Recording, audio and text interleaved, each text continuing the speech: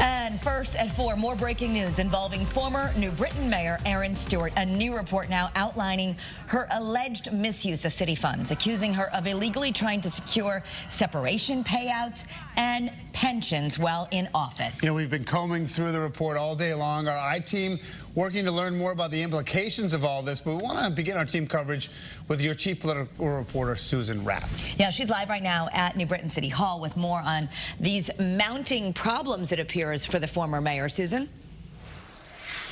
Karen, Brian, this is definitely a rough day for the city of New Britain and certainly a rough day for the former mayor Erin Stewart. This is now the third independent investigation. It found that the former mayor demanded certain benefits that she was not entitled to and that she pressured city employees to get what she wanted. Problems keep mounting for New Britain's former mayor, Erin Stewart. The latest round of findings were released Thursday morning. This report shows the former mayor went far beyond a single incident.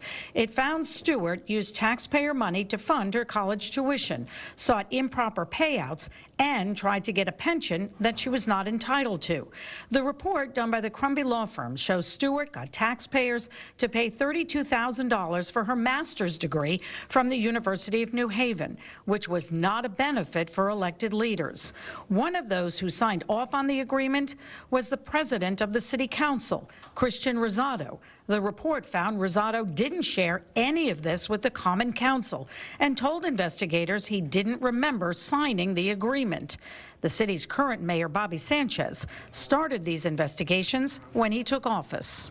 There's so many questions, but again, you know, the report has been turned over to the U.S. District Attorney and also the State District Attorney, and now it's really in their ballpark, you know, to determine how they're going to move forward with this.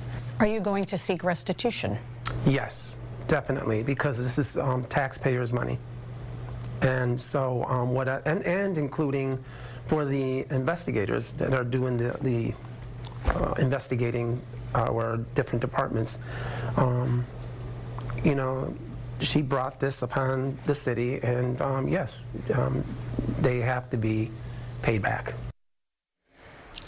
Now, Mayor Sanchez says he also wants Stewart to reimburse the city for these investigations, and we're told they cost about $150,000 each. He says that when he took office, he knew there were issues, but says he did not know to the level that we are seeing in some of these reports. Now, coming up on Eyewitness News at 6, why Erin Stewart felt that she was owed $200,000 in payouts.